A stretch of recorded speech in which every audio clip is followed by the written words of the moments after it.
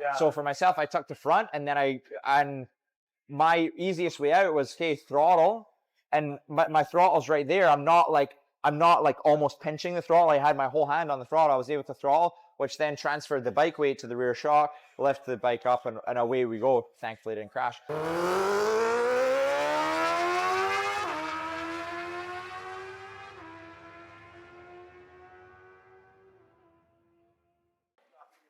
Okay, welcome to GasOnBikeUp. This week I have Ben Young, who is a Canadian Superbike champion, with us.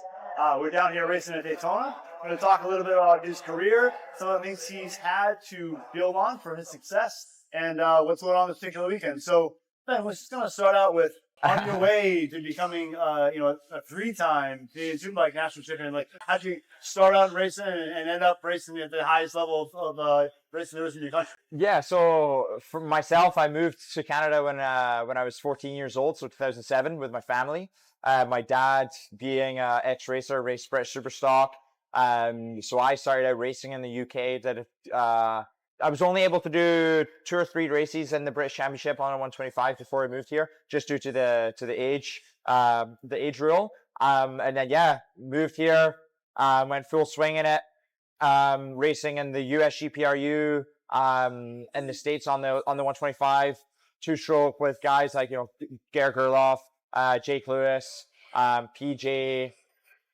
Chris Turner, like lots came out of that lots of guys. So that, then the 250, and then we went 600 racing in AMA Pro, and then the opportunity came up to go racing superbikes in Canada, and we took it, and here we are now, sitting here. I guess three national championships, and back down in the US paddock, hanging out with you and all the other guys, seeing some familiar faces and having fun. That's great. That's great. If you were to give advice to a young rider who is coming up and say, hey, I want to make it to the highest level along the way, what are a couple of things you say, hey, if I was advising a young guy, maybe a 15, 16-year-old rider who's an ambitious young guy and wants to become a superbike rider someday, words of advice you give to someone who wants to try and make it to the top? Yeah, I mean, I think like a good advice would be just keep level-headed. You see a lot of these young kids want to race motorcycles and be motorcycle racers, but on the other end of it, they want to do it for the social side of it, and like that social media kind of famous kind of side, and it's all make believe stuff, right? And it's You're just not rich and famous. Yeah, exactly, right. So do it for the love of it, kind of thing. And one thing is just stay true to your own.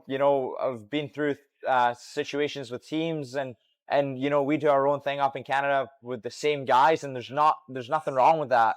We have a blast, a family community, and I'm very fortunate my mom and dad are very involved and still are, here this weekend. So yeah, it's always, keep where your heart is. And honestly, I was never the best kid on a little bike. It took me, to ride the big bike, to ride a 600, to ride a superbike till I really blossomed. So don't be too disheartened if you're not the quickest guy out there on a 125, or I guess now a 2-stroke or a 250 4-stroke. So your time can come. It's just because you're not performing on a younger level doesn't mean you're never not going to make it. I mean, and sometimes it's even starting on things like a little 400, like a Cali, like that's kind of in the junior cups, that kind of standard of exactly. Getting started and things these days. So it's been cool. I hear you say your parents are still involved, which is great. Yeah. Was it ever hard at some point? Because oftentimes it's where parents get involved, and when you're young, they're everything. They're doing the whole deal. They're helping you with setup, and they're helping tires and the whole deal. And then there gets to be a point where it's like, hey, I've gotten to a certain level, and now it's time to step back. And I've seen parents become an impediment to their young riders along the way. How did that work out for you? And what can you tell about parents who have these young kids about when it's time to step back and how that can be? For sure. I mean, I'm very fortunate with my parents. Again, like I said, my dad raced. So my mom is completely fine. My dad's a nervous wreck, to be honest, because he knows what's going on out there, and he raced at a high level as well. So that has its advantages. And him having that experience when we were around teams and racing for teams, it was never, he was never the soccer dad or the hockey dad. It was all full support system. He knew when he needed to step in. It wasn't he wasn't the devil in somebody's ear all the time being like, oh, why is it wasn't always, oh, my kid this, my kid that. It was, you know what, he did the best he could. Simple as that, right? And that was a great point. But for me, it was after I did a year racing and over in BSB in the Superstock Championship, completely on my own without my parents. I was very fortunate. I had family in Scotland, so I was able to visit them but I was living with the team, so I was in it all the time, and that was a really maturing year for myself. I came back, and then we went racing, and came back and did the racing in the inaugural year in Moto America, and then went back to Canada to do my own thing in Superbike. And that's kind of where it really took the step to be like, if I want to do it, it's on me. If I want, I need to find the sponsors. It's no longer, like mom and dad helping, pushing it along. And I'm very so far. Exactly. And I'm very fortunate they're still involved. And thankfully I'm able to do this and keep my sponsors, manufacturers and all this. And we've got to a point that they just show up on the weekends. My mom's the team chef, team cook, helping us all the time, which is everybody needs that. And it's great that it's my mom. And then my dad is still heavily involved. He's fuel guy, tire guy, and helping whenever he can. So it's great to have them doing something, not just sit on the sidelines. Because I know they would hate that. They're very involved in everything in life, and they're not the type to just sit down on the side. So, like I said, that there's a point that they need to step back, and they can't just keep flashing the credit card all the time, right? And that's the reality, right? It does happen sometimes still. It's an expensive sport. But No, for sure. And I feel like the way generations evolved, as we see in just society, a lot of it is reliant on mom and dad. And thankfully, I'm not that way. No, that's great. So, having raced in Canada and in the USA, talk to me about kind of the difference between those two series and maybe what you've learned between, having to do some of the, we'll call it special racetracks that are in Canada that have some different circumstances that you do with tracks in the States, and what you've learned about some back and forth. Yeah, for sure. So obviously right off the bat, racing in two different countries. I obviously, as in general, sports in the US versus Canada and just kind of everything, competition is always a higher level. Whether it's just more involvement from the manufacturers, just the professionalism, and the level of competition is definitely higher. It's really tough for us to come down here on our superbike because our rules are not the same. It's very hard. We are more of a super stock spec rule, but not quite the same as super stock. So that's why we can't come down and race super stock. So that's the tough part. So that's why we don't come down and race on our super bikes. And then also we are a Bridgestone spec tire versus the Dunlop for down here. So some big changes there. And like you said, the tracks. The unfortunate thing that we have is, I'm sure you're maybe experienced some of this too, is the winters we get, the freeze and the thaw and just the ground freezing, it can cause the pavement to heave and move and creating all these cracks and bumps.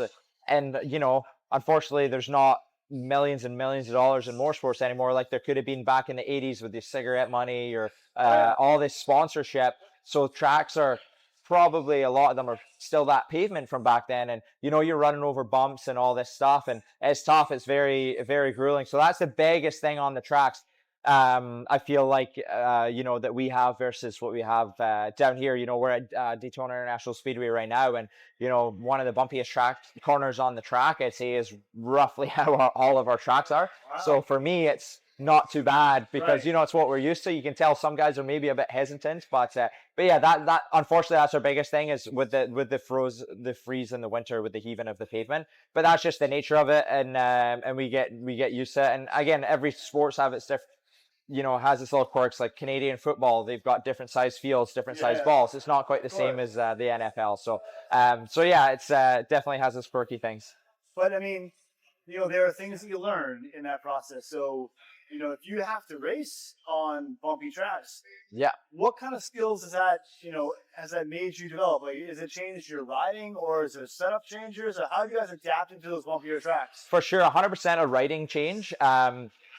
It's not the level of commitment, it's the level of comfort and confidence you have over that more than anything. It's just knowing how to set the bike up for those situations. And yeah, like I said, turn 4 here is a bit bumpy and we were kind of used to that. So it's not bad. I don't a lot of guys might tense them up, so they come around there and riding 10s tires you out. So if that's happening that once, and we've got a 57 lap race coming up, that means 57, potentially even more times if there's red flag. You're like, oh, you're kind of just trying to get by every lap. You're trying to get by that corner. And that can take a toll on you mentally. So for myself, I feel like that's a bit advantage. Like I said, we do set the bike up different. Maybe not here this weekend just for that one corner. But if we are running through that kind of stuff up at the tracks in Canada, it's trying to set up. And unfortunately, there's a few corners that you don't run the preferred line purely because that's a bump. Unfortunately, that's the reality of it. Kind of like you see in motocross when that corner's rotted out. We need to do this now. So. Yeah. I don't know if you raced there or not, but I mean, like, you have some really interesting roller coaster tracks. I heard Calabogie is beautiful. 100%, it's gorgeous. And yeah. So, like, from a practicality standpoint, if you could impart some advice to someone, let's say you had a weekend at Calabogie, right, and then you went to one of your bumpier racetracks from there. How would you change your motorcycle? What are the things you guys do from a setup standpoint to accommodate for those rough tracks? Yeah, well, as you know, every track, no track's the same for a bike setup, right? So we're always trying to evolve that. Corners varying. The biggest thing I would say is a comfort standpoint. You need to just be in your comfort zone, whether that is dialing the bike back to make it softer to get to that comfort level, to build up speed, and you might end up back to your starting point. But to get to B, you need to go take a few steps back to get there, kind of thing. And that's just soften it up to get the comfort back, to get the speed. What's the bumpiest track in your circuit? Atlantic Motorsports Park. All right. Yeah. So let's just say that you went to Laguna Seca or someplace in the U.S. or Calabogie. One of your tracks is, a smooth track doesn't have problems. And you're going to go race, and you've got a couple of short practices to get set up. So in anticipation of what's going on there, how are you going to change your setup? Like, are you going to change springs? Yeah, are you going to speed your rebound up? Like what are the concrete steps you're going to go? No, for sure. We're definitely adding. We definitely need the suspension to be more compliant for our rougher tracks. So meaning, soaking up the bumps and trying to recover, quick recovery, right? So that's something that we can, again, slow it down to go to a track like Laguna. So you can slow down the dive rates because, we're going into corners that we can commit to the line we want to rather than potentially navigate through some stuff. 100% changing springs. Potentially even a ride height change, depend on the pitch of the bike. What might you do? Pardon me? What might you do with the ride height? Again, track dependent, but we would typically try and we would try and raise the shock up, so add ride height just to give us more swing arm angle, give us more use of the shock, and rather than having it blowing through on the bumps all the time, it needs, again, like I said, just needs to be a bit compliant over some of the rougher stuff, and then we can slow that down to absorb it.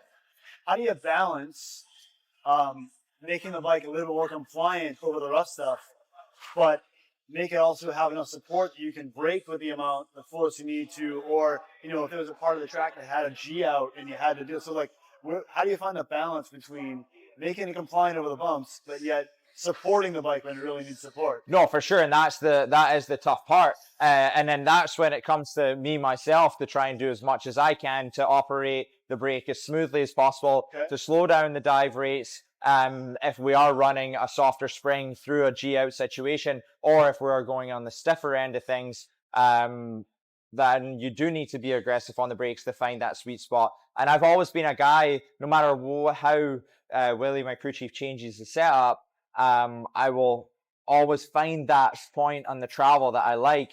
And, it drives him nuts because if we throw a softer spring at it, I'm not blowing through it because I'm getting back. I maybe we'll do a couple times and realize what I'm doing and get to it. So that's where it becomes tough. If you are running into a situation like that, a great point would be, Road Atlanta braking at the end of the back straight. That's such a hard, huge hard braking zone. Obviously, it's not as crazy as it used to be with the gravity cabbie, but you're braking down that hill And that's also a downhill braking. So you're chasing the front away because it's not coming back to you till you're kind of at the apex. And then as soon as you're at the apex, it's like, no, we're going right now. And so it's like throwing it back in. So, yeah, very tough to try and accommodate. There's some tracks that you can throw a spring rate in and, whatever, it'll work absolutely every corner. But, 50% of the tracks, you're going to make 50% of it great, and there's that 50 that you're not just getting by, but you're going to have to give up a little bit to try and make it work. On your superbikes, you've got a lot of data, right?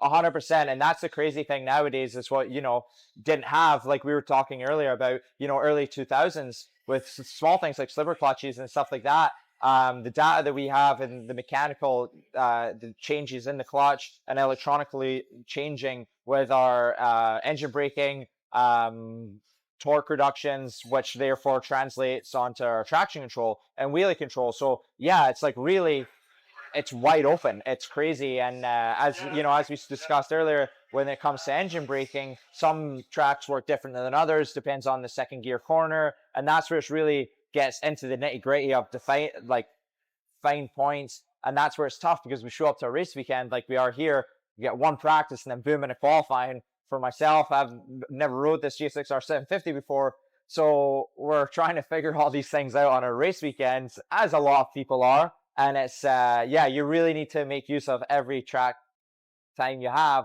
And again, that's where it translates to having comfort in your people around you, is knowing that you can trust these guys, that if Willie says we need to do this, then it's like, I'm not questioning it. It's like, okay, let's go that direction. And it's a wild envelope nowadays. So you got a target range where you'd like to have your suspension 100%. Work in the middle of the corner? Yeah, we do. We have a target and on a baseline too of each track where we go. Again, nowadays with the programs, we have this program also called MotoSpec. And MotoSpec is a chassis program. So we will come up with all these options. So we say our fork length is this length, shock length is this length. This is the spring, this is the gearing, this is the bike we're using, most importantly. So if I put in, I want to go from a 1643 to a 1642, it'll say, okay, yep, boom, your wheelbase is now this length. When changing the wheelbase, then changes your swing arm angle. So now it's then this. So then we need to figure out from that how we're going to change the rear shock. Because not only you're changing the swing arm angle, now you're loading the front end up, and it's just like this never ending, just like do. Everything affects everything else. 100%. Always does. So yeah, so thankfully nowadays we have these programs that we didn't have, 20 years ago. Right. So yeah, I've kind of came into this era, so it's very interesting on where you can go. And like I said, it's like there's tech guys, you can just get down this rabbit hole of where you're going, right? So it's crazy. So we talked earlier a little bit about how, you've kind of been through a bunch of different motorcycles and you have a more old school riding style.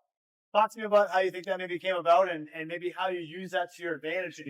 No, for sure. Definitely a bit old school, not elbows out. And to me, it's a comfort thing. You watch the guys on MotoGP dragging elbows, different bikes, different tires, crazy bikes, to be honest, not only different. They're obviously the absolute best of the best. It's the reason why they're in MotoGP. So to go ride like that, that might work for some situation, some track. And I see guys trying to do this, and I've always just said to guys, just go with what's comfortable. Try and be natural in the position, right? And then, I feel like you tell people that and you realize they're just riding tight all the time because they're trying to be like Marc Marquez. If you just get to your comfort spot, I've never dragged an elbow without crashing. That's just, pure and simple. So yeah, I've not that guy, and it seems to work well. And again, when you go to a new track, it gets to immediate comfort zone because you're in that comfort right away. If you're riding comfortable, you're not riding tense. It's just kind of that old school style, I guess. Is that the mistake that you see maybe even a lot of newer riders make, is they look at a MotoGP rider and 100%. They say, I want to ride like that, and they almost force that riding style of what they're doing, even though they don't necessarily have the speed to justify it. For sure. And like I was kind of backtracking earlier about, social media. Yeah. A lot of people, it's like, I want to get this clickbait, right? They post a picture on Instagram and they're trying to dragging their knees and elbows. And it's like, but dude, your bike is like 30-degree lean angle. We're at like 50, 60. I'm not even dragging elbow. Right. It's not the quickest way for everybody. It might work for some guys. You've got a guy, great example. I was behind Corey Alexander this morning. Guy's tall, right? Really and tall. It's like, that's just natural for him. Like that's, he's got nowhere else to put the stuff. And he's on a V2, which is what, the V2 is a small bike. So it's like, he is. It's that's just naturally, obviously, how he sets. But for myself, it's just more, like you said, more the old school.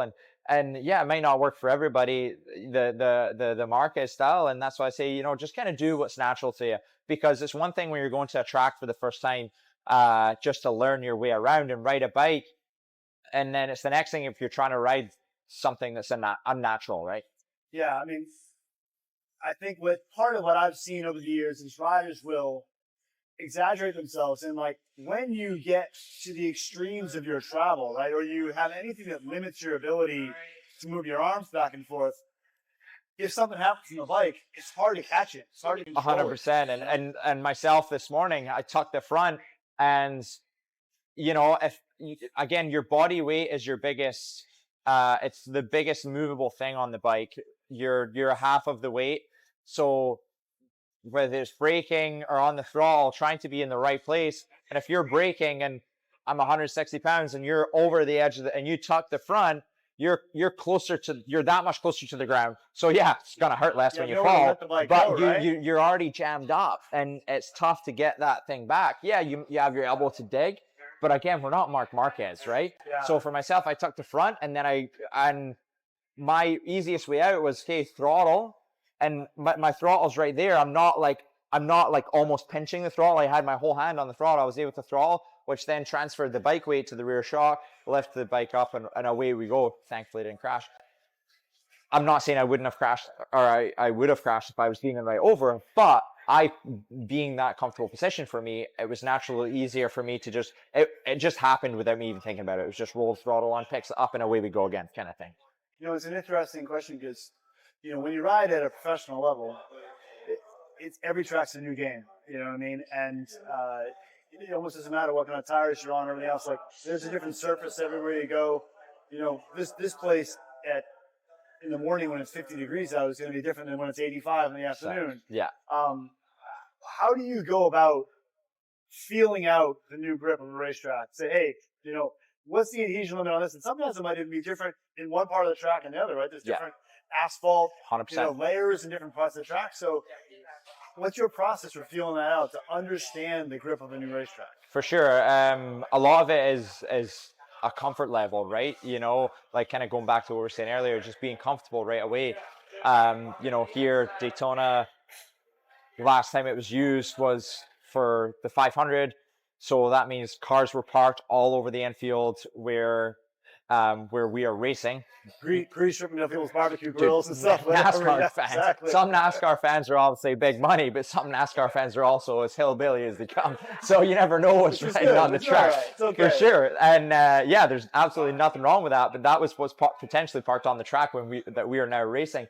It can be tough. It's a bit of a comfort thing, and it's just as silly as it sounds. It's all the feel through the bike, is having the comfort on the bike to have that feel through your butt cheeks, and just knowing when you get on the throttle where the limit is. And we're on Bridgestone tires, this being usually a spec tire with Dunlop.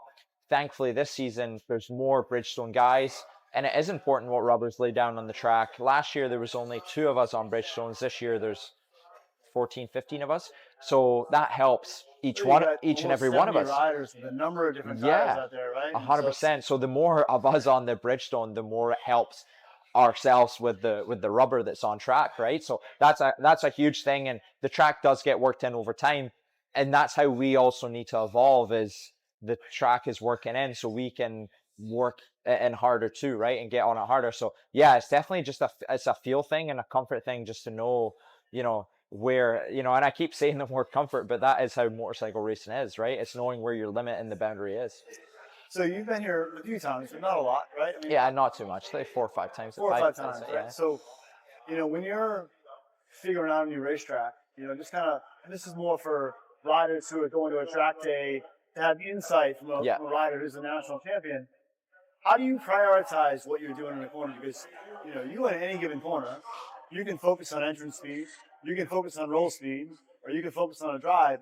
Those are somewhat mutually exclusive, right? You can't maximize one and not give up some of the other, right? So how do you go about prioritizing what you work on in a particular corner? Yeah, for sure. I mean, like you went through, you kind of break the corner up into a series of things, and also depends on what's after that corner. Are you going into a straightaway, or you're trying to make that corner 3 segments, and then but right on the other side you've got another 3, so is that then 6 or then 9? It depends on the sequences of corners, and also a bit of it is depending on the bike you're riding, versus 400 lightweight bike versus even a twin. I'm not too familiar with this, the twins class, on how the power is on those, but I feel like they would be very relative to a 400 horsepower. Yeah, so you kind of want to ride it like a lightweight bike still. And then, you've got 750, 600, then the superbike. So obviously the superbike is kind of like, it's all, kind of get the thing in, turn to stop, and turned and out the corner. And then the 600 is like, to me, bit underrated as far as riders go, because I feel like to ride a 600 to the absolute top level is gnarlier than riding a superbike at the top level. And it's not that I'm not saying the top super 600 guy is quicker than the superbike guy. It's just the level of commitment. I feel like you put yourself in a lot more of a dangerous spot going quicker on a 600 than you do on a superbike. Superbike, you're driving the thing in on the front end with relatively low turning radius, and then you get the thing stop turned, and then again when you're hard on the throttle, it's lifting the thing up and letting the power do the work. With a 600, it's on the limit all the time, and the whole chassis moving. So yeah, it's just trying to break the corner down to those 3 zones and trying to and look at it that way and say, is it more crucial that I get better on the brakes here, or is it better on the exit to get ourselves further down a straightaway that's coming up, or is it to you could have to sacrifice the one corner because it's a sequence of corners back to back, and it's just balancing out the pros and cons of what is coming or what's after it. Have you ever looked at the data and said, hey, I'm actually faster mid-corner on the 600 than I am on the superbike? Have you ever, got that hard data on that? Yeah, for sure. I unfortunately don't, but I have seen guys. I mean, even today we had a bit of cross-reference since we were running different gearings, myself and my teammates. So I was seeing, okay, first gear out of the horseshoe, and I was using second, Trevor was using first, and then we'll go to after the kink where he was in third and I was in fourth. So it was like, okay, what's the balance here? What is better? Am I sacrificing using second where you're trying to use more roll speed, or is it used first so you can park it and drive out? Because again, we all know that first gear is not a gear you want to use. Sometimes that first gear can overslow you a little bit, right? And definitely so overslow. Balance, Exactly, overslow. So therefore, you're having to turn it like a superbike, because when you get back on it, it's immediately there. It's not saying the second gear was lazy, but second gear, you want to stay on the edge of the tire as long as possible, because I needed as much drive as I could on the smallest part of the tire that make the RPM as high as possible to get me out. Yeah, no, that makes a lot of sense. There's more of a point to shoot with big bikes. Even in the same corner, you might do more of a roll speed strategy on a middleweight bike and more of a point to shoot on a bigger bike. No, 100%, and that's where it comes down to. We've worked a lot with Bridgestone with chasing tire pressures, and I've luckily managed to run a different tire pressure than what a lot of guys are able to do, just because of the way we're attacking corners on the superbike and getting out. It's able to keep the tire temperature where they want it, and we're not going over and above or too cool on the tire, because we're not getting it on the brakes as hard or on the throttle as hard. So yeah, there's a lot of aspects to that. It's interesting. So kind of switch gears a little bit. Yeah. Electronics have become much more prevalent these days. Very much. And much more important, right? Yeah. From many bikes now having stock quick shifters and even auto blippers and that kind of thing. Many bikes come with stock slipper clutches, which, changes your decel maps and that kind of stuff. When you come to the racetrack, you guys are adjusting things on your bike. So we'll go back to your superbike, where it has a wide range of adjustments. Where are you guys spending most of your time with your electronics? What are you focusing on? Yeah, well, honestly, for us, a lot of the time is spent on our torque maps, torque reduction, just almost actually like traction control. So just purely when I'm coming out of the corner, instead of, I can get on the throttle and making sure we're not wheeling too much spin. You do want the thing to spin, but there's a fine line, because you want it to spin and drive, not just spin and do a show kind of thing, right? So so it's trying to find those fine lines. So I'd say most of the time is on the torque reduction, traction control, and then if we need any adjustments on engine braking kind of things, we do there as well. And the engine braking side of things does kind of also come from our chassis side of things, and see where our front end set, and see if we just need that little bit more just to help it finish off the corner kind of thing. And just to dispel the myth a little bit, traction control, even at the highest level of our national championship series, it's not something that's used like, hey, we get mid-corner and dump the throttle and the electronics do the same thing. So why don't we just talk about that a little bit, right? Yeah, for sure. I feel like people have this kind of thing going in their head that they can come out of a corner with traction control and just give it 100%. And unfortunately, that's not the case. It's a fail-safe. Yeah. It'll still definitely get you gone if you want to. Oh, yeah.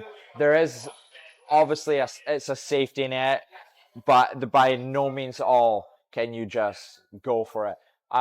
We are very fortunate with the BMW system. They have a very great fail-safe area, I guess, that you come out and you can hear the traction kick in, and then when there's another, ideally what they want is you to, when it gets to go, they want you, that's the sign saying, okay, keep going.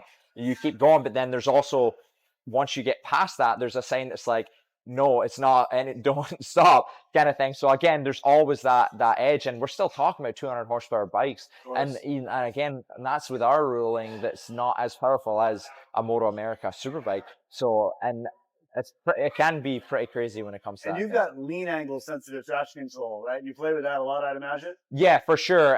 The systems that we use, it goes in percentages of our lean angle. We can't use a GPS-based system, like the Canon World Superbikes and here, and obviously MotoGP. So we're using our lean angle at 40%. It's the same at 40% every gear, everywhere kind of thing. So yeah, it's trying to find that fine line, and there is a fine line. You'll see guys, you'll look at data and you'll say, and without even seeing a lap time or knowing what track it had and just looking at data, the data guys can say he's doing the job right. Whether it's the brake to throttle, or where the throttle percentage to the lean angle matches, and that crossover, that sweet spot. So it's very, very interesting and depth and stuff. Yeah, I mean, and we talked earlier a little bit about your use of the engine braking maps and that kind of stuff. Just to help people understand a little bit, when you're adjusting engine braking, the map on the motorcycle, what is that physically doing on the bike itself? Like, how does that adjustment actually get manifest? Like, what is the mechanical thing that then controls the engine braking? How does that work? Yeah, so like we were saying, like I was saying before, if I'm struggling with maybe the front end, it's one corner, I just can't get it deep enough, but that's the kind of spring that we like everywhere. Yeah, we'll maybe mess with the engine brake and I'll help it drag in. So that's just with electronically. It's all done with the reduction on engine braking and how much you're allowing it roll and how much not. So imagine grabbing the clutch, that's canceled out everything. Sure. You don't want that, right? So we're having that, but we do mess around with it a bit with the clutch. Some bikes don't have the adjustments that you can do electronically, so that's when it can come down to your clutch pack, having your springs and your spacers, and that you're running in a clutch to see where you like it. When you're dealing with a bike that is coming on the way in, you have three basic things that you can do as a rider to adjust that, right? You've got how much you're going to trail brake a little bit, right? You've got how much you use the rear brake even. Yeah. And then you've got your actual clutch action, your release of the clutch lever itself, which becomes more complicated when you have auto blippers involved and you don't want to necessarily. So how do you mix in perhaps the old school tools with a modern motorcycle? For sure, and we're seeing that here at Daytona International Speedway when having to go to first gear for this international horseshoe. And I've kind of always been like a big no-no guy in first gear. That crossover from second to first there's a neutral in there, and there is indeed. Yeah, and that's not fun. But like Chris always told me this morning, bikes have first gear for a reason. I was going to text him back saying, well, the reason is to get off the line, not to right through a corner. But I just, arguments can be made. Yeah, I was like, let that one go. But yeah, that's, it is tough to manage, and it comes down to the trust of the motorcycle at the end of the day, how you have the auto blip set up. I myself am using auto blip from 6th to 2nd, but then when I come into that first gear, that's when you want to use the clutch. It's also a feel safe. If you do catch neutral, if you catch neutral and you're using auto blip, mentally you have to take a second and be like, what just happened? And then grab the clutch and then find the gear. Meanwhile, you're trying to do the best lap of your life. So it's trying to, at least if we already have that there, that's one thing checked off the box that can go wrong. And then again, like I said, that old school using, it sounds silly saying old school is using a clutch, but that's the way it is. It's and reality, you just, and just work out the clutch and then let the slipper do its thing, and, not just go pop and next thing you know, you'll be in the medical center somewhere, So definitely working that clutch in. And then while all that's going on, your right hand is, as you're saying, trail braking while the thing is slightly crossed up, and you're looking this way to try and get the corner to get the thing turned, stopped, and out.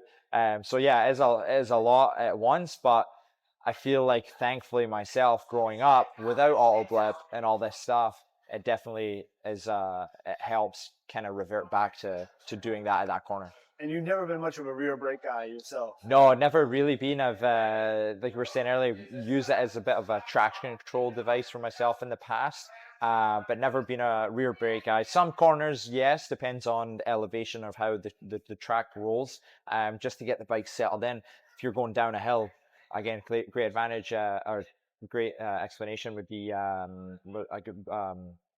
gravity cavity, Road Atlanta, going in at the end of the back straight. If you're going down a hill, just, again, gravity, it's easier for that weight to pitch. It's adding a degree to the pitch. You're not at zero. So if you can drag the brake before you even just settle the rear, just sinks the rear in, so it's not as much of a pitch and in the chassis, and just doesn't get that all upset. Because again, your body weight being the biggest, movement on the bike, if you can keep that settled in as well, it stops your weight from getting launched forward and loading the front. For anyone who's ever been to Road Atlanta, the gravity cavity is, you're going on the back straightaway roughly 160 miles an hour or so, at least somewhere in there, yeah, and the track just drops away from you at the end of the straightaway, and your braking zone is midway down that downhill. So rear brake maybe helps transfer a little bit of weight to the front tire before you apply the brake lever, because we all know if there's no weight on the front tire locks up. 100%. Locking up is bad news. Yeah, especially at 160 plus mile an hour. Yeah. So yeah, not much of a rear brake myself, but it's definitely something that we'd like to work with in the future. And you said you've used it for a little bit of almost wheelie control, track control. Yeah, we don't run very much wheelie. Does that kill the power too much? Yeah, well, in the past with the BMW electronics, yeah, it wasn't consistent on the old generation. The new gen's completely, it's unbelievable now. It's almost too good. But yeah, it's just to keep it settled. And again, there's a fine line of moving forward and slowing the momentum down, right? So it's just trying to operate that to keep it to that sweet spot where you like it. That's cool. So switching gears again, we talked a while ago about when you were coming up. One of the teams you rode with was the Road Race Factory and Danny Walker. And those who might be familiar, Danny Walker runs a business called American Super Camp, where they get a bunch of mini bikes and they take top level riders, guys like you included, and go up there and say, hey man, have at it with a DTR 125 or something similar, and ride the thing at 110%. Yeah. And talking about how that maybe had an influence in your career along the way up, and how it might have helped you along the way. Yeah, for sure. I mean, myself was never a motocross guy growing up. So you look at back in the heyday of Grand Prix 500s, it was Americans, right? And that was purely down to dirt track. Having, like I was talking earlier about the feeling through your cheeks, through your butt. And that a lot of that comes from the dirt track. Yeah, we're running around in TTR 125s, not much power, but when you get a pile of dirt and make it soaking wet, you have zero traction.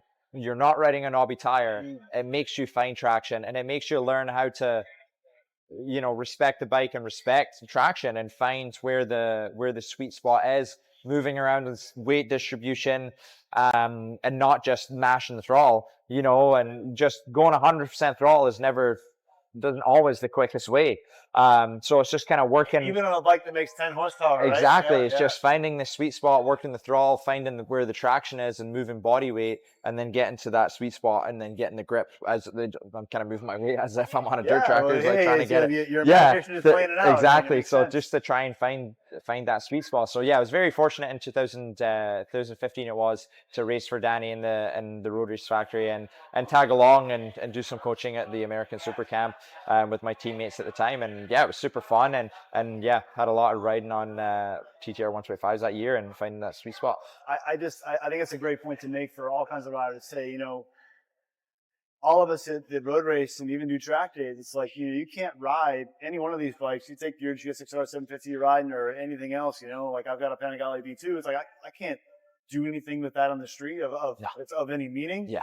And so, but we want to be fresh and have, riding things and I just find that a motorcycle is a motorcycle and fine-tuning those reactions. And the great thing about a TTR 125 is you can throw it on the ground over and over again. Yeah, exactly. Yeah. It's not very expensive, it doesn't hurt. And especially, get muddy dirt. It's like, man, what a great opportunity to go out there. And, anyone can go spend $1,500 and get a used one.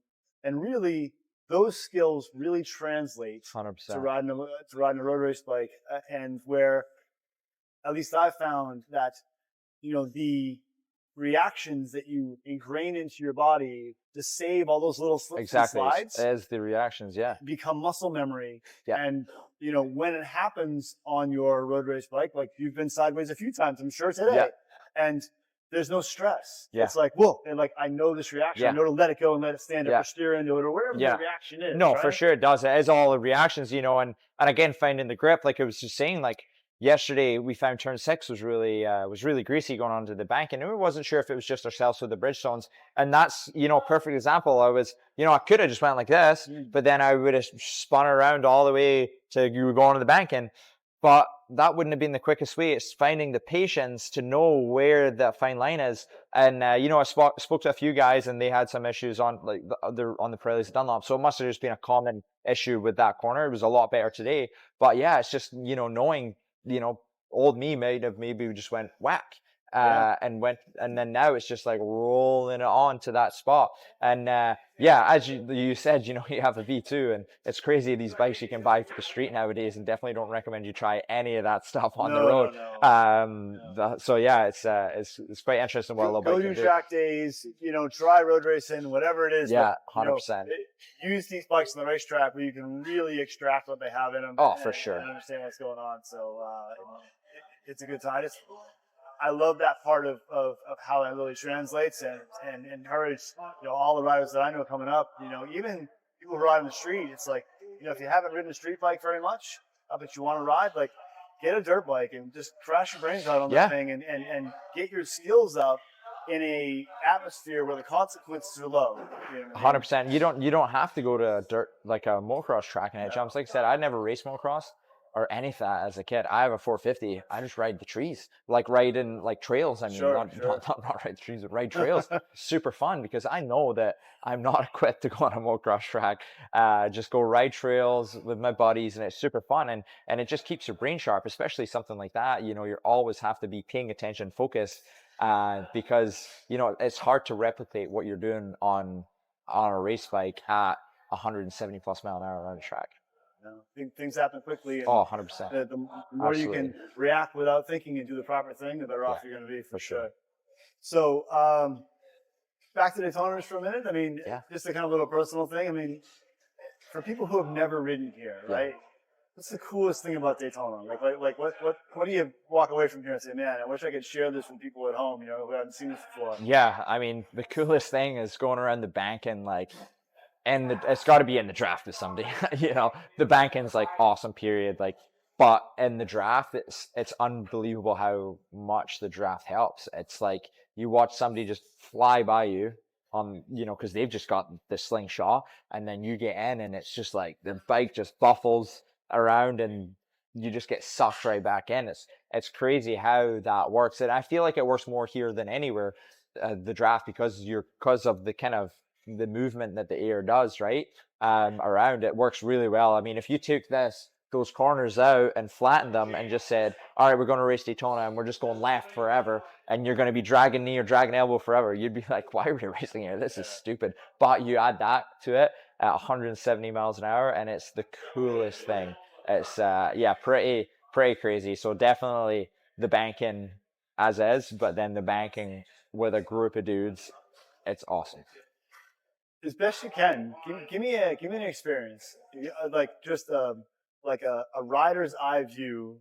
You like imagine you're riding a bike and you're trying to talk through someone what your experience going through, like say going from the first banking into the chicane and back out of there. What's just like? What do you see? What are you feeling? You know, so what's it like? So you come out of six. Initially, you try and get as high as you can go, because you're coming out of that corner and try and sit in the bike upright again to find the spot where you can get to 100% throttle, let the thing drift, and try and get it straight to ride the banking high. And then you need to try and get it back down, because the higher you stay, the longer you're making your lap, right? Sure, yeah. So you try and get it back down. This all granted being solo, you're not drafting somebody. If you're drafting somebody, it doesn't matter where they're going, you're going. And then you get tucked back down, and again, you're coming flying down the back straight.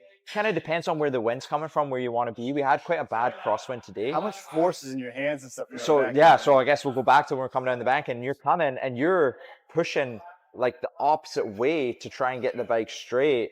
And as you're going to the front end's going like that, it's really quite wild to try and keep 100%. But if you roll off, it's going to just get worse, right? So you're keeping it pinned. You force the bars the opposite way to get it upright. Again, depends where the wind's coming from. You see that two boards going in the chicane, back 3 gears. You're using all the curb you can really take to go left, and then some curb on the right, and then your double apex right. And again, it's where the legs come great into it. You're going right, and then you're forcing the opposite peg to try and get the bike over, and the bike's still trying to go right. At this point, you're up and over the bike, and then the thing wants to wheelie, so it's still even more trying to go right, but then you're up over and after you get it settled, and then as soon as that thing settles, you don't think twice, you're boom, ass to the back, full top, elbows in, and again, same thing again, up high, coming around, and if nobody's with you, back to the low, and then again, see where you're at if somebody's drafting you, and then you're just looking down it's a long straightaway to the tri-oval, but it goes like that, and then you're through the kink, and then next thing you know, you're breaking into corner one. Sounds like something you need to experience, you know? It's oh, like 100%. I feel like anyone that rides a sport bike should come down here and ride at some point, you know? I know you can do a track day the Thursday before the Race of Champions every year, and you know, it's one of those bucket list things that, you know, if you really want to have a unique experience, you can tell your grandkids about. Come ride Daytona in the high banks. It's a really cool deal. Absolutely. So, hey, we'll go down to Daytona 200 tomorrow. Let's just start with this. Everyone here wants to win, right? I'm sure that's your goal. You want to try to win every race you can. Who are your biggest competitors? Like, who are the people you say, man, these are the real tough guys to beat here? Who do you think are the other riders that have this place dialed in really well? For sure. I mean, you right away off the top of your head, you have, I'd say, the five. So you've got Hayes, Heron, Eslick, Pash, and then, well, I guess, you know, depends on the year on who else. I guess that's four, but there's obviously more than that, guys. Oh, yeah. But you've got your consistent front runners. Yeah, exactly. So, again, with the tire wars, I guess it's we want to be the top Bridgestone guy. So we're not that far out. We did a lot of running on our race pace today. Unfortunately, didn't get any drafting laps in qualifying. Still had a good qualifying, not the best. But if we can run up and get out kind of in that lead pack and get going, it's all down to pit stops at that point. Boys are in the background practicing right now, and get that rolling for tomorrow, and hopefully have some two solid pit stops. Hopefully no red flags, no interruptions, and we can just go absolutely flat out the whole time. I mean, if you could articulate, like, what's your strategy tomorrow? What would you tell me? Like, what's your plan? You're gonna try and try and just like be on the pace for the first couple of sessions, or you're gonna try and get up front as quick as you can? Like, where are you thinking? Yeah, I mean, honestly, as cool as it is to lead the race, if that's possible, like, yeah, that's awesome, but that's not where there's a time to do it, and it's not the start of the race, you know. It would be awesome to go out there and just break away from the kind of the guys that I'm in amongst and try and make sure that we're with that lead group. That league group could still be like 15 to 20 guys. We just don't know yet. We'll have to see. This field is so stacked. It'll be very interesting. We are obviously limited to fuel consumption, so we can only do so many laps. So we're working out about 20, 21 laps before our stops. So trying to go with that flow and try and have the best tires possible in the end of the race. That's when it counts. I mean, there's different strategies, right? Some riders will say, hey, listen, the race is 57 laps long. I'm going to come in on laps 19 and laps 38. Yeah. Other riders try and stretch it out. So, what is your thought and why are you guys thinking you're going to do what you're going to do? Yeah, I mean, mentally, 19, 19, 19 is the way to go because it's 19 laps, reset, 19 laps, reset, and then you're good. But if you can stretch it out, like I said, and have the best tires possible at the end, it also kind of depends on what everybody else is doing as well. You don't want to be left out there alone without drafts. You're losing time to the guys that all pitted together. And then when you do your stop, you come out and you could potentially have lost half a second to that. So that's the tough part and the balance on that. Yeah, and this race can be won and lost in the pits, right? So absolutely, it really is. It really is. It's an amazing deal. Well, listen, thank you very much. I appreciate all of your insights, and wish you guys the best of luck tomorrow and for the remainder of the year in your championship in Canada. Awesome. Thanks, Eric. All right.